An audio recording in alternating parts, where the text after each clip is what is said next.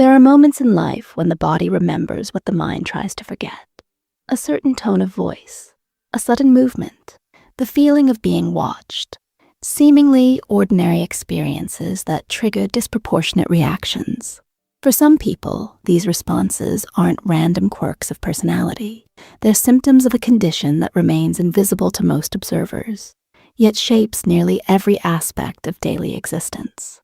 Complex post-traumatic stress disorder, or CPTSD, differs fundamentally from the PTSD most people recognize. While traditional PTSD typically develops after a single traumatic event, a car accident, a natural disaster, a violent assault, CPTSD emerges from prolonged, repeated trauma, often occurring during developmental years when the brain is still forming its fundamental architecture.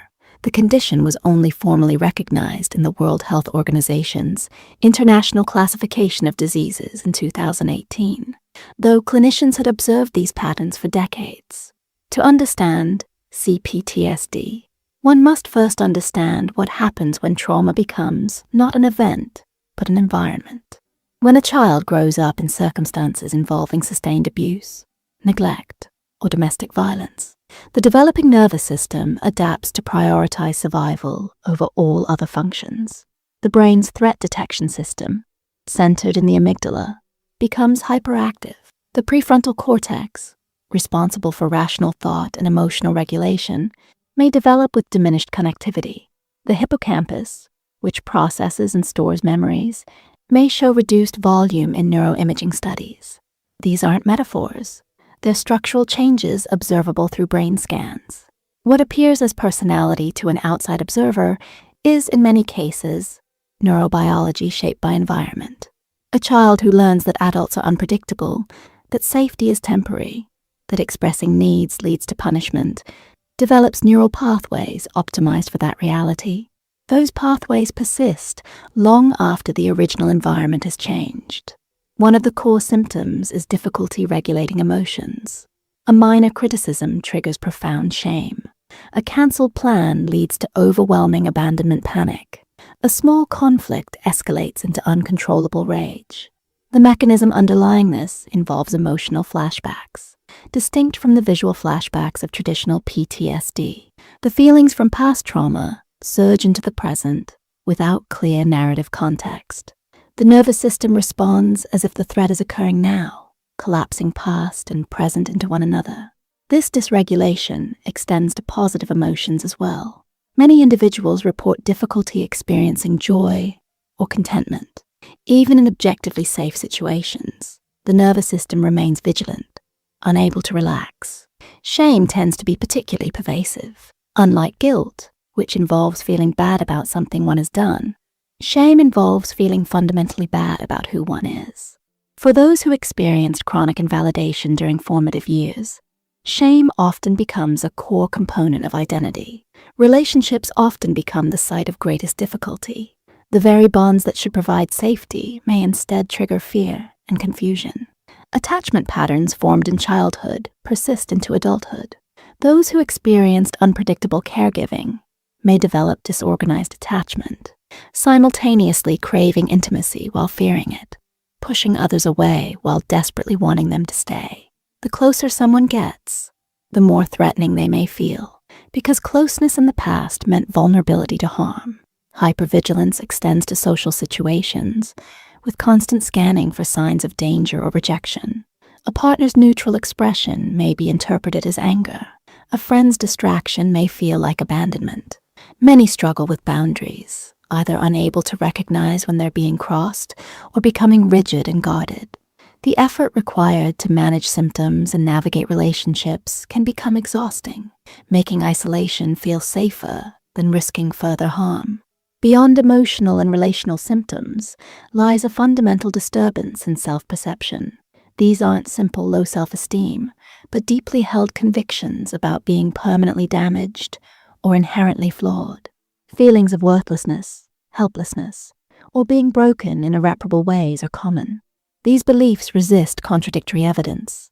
Achievements or loving relationships get dismissed as flukes or temporary situations that will end when others see the truth. The inner critic becomes particularly harsh. with internal dialogue consisting of constant self-attack, the cruelty once directed from external sources, now internalized and automated. Memory difficulties manifest in contradictory ways. Some traumatic memories intrude constantly, while other periods remain fragmented or absent. The hippocampus's compromised role in organizing memory leaves some experiences vividly preserved, while others exist only as disconnected fragments.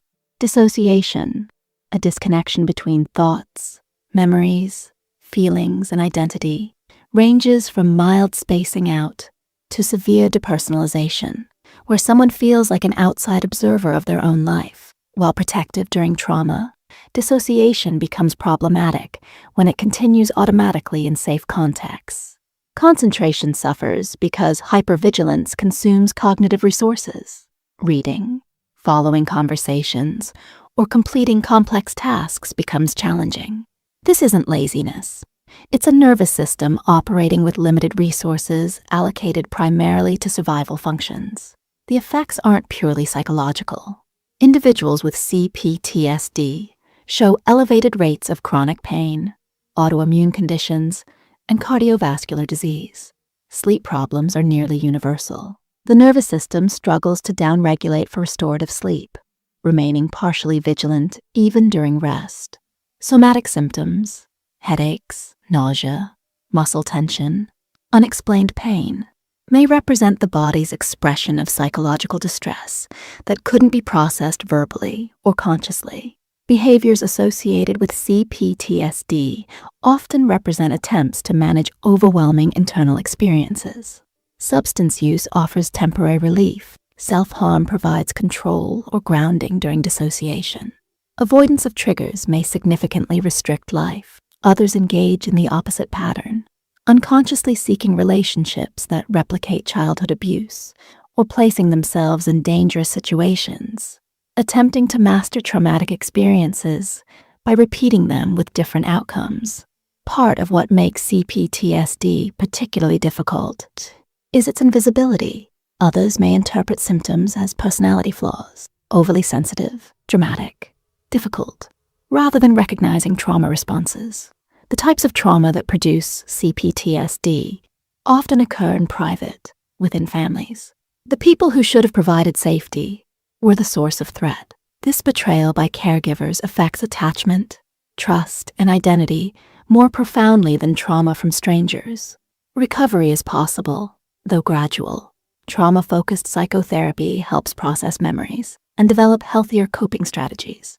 But establishing safety represents the crucial first step. The nervous system cannot heal while still under active threat. The process is rarely linear. Progress alternates with setbacks. Old patterns resurface under stress. Neural pathways established over years don't reorganize quickly. Trust, once shattered, rebuilds slowly and tentatively. Complex PTSD represents the long-term consequences of prolonged trauma during developmental periods. Its symptoms reflect adaptations that were once protective, but become limiting when circumstances change. Understanding CPTSD requires recognizing that behavior has context, that what appears as dysfunction is often the residue of functional responses to dysfunctional circumstances.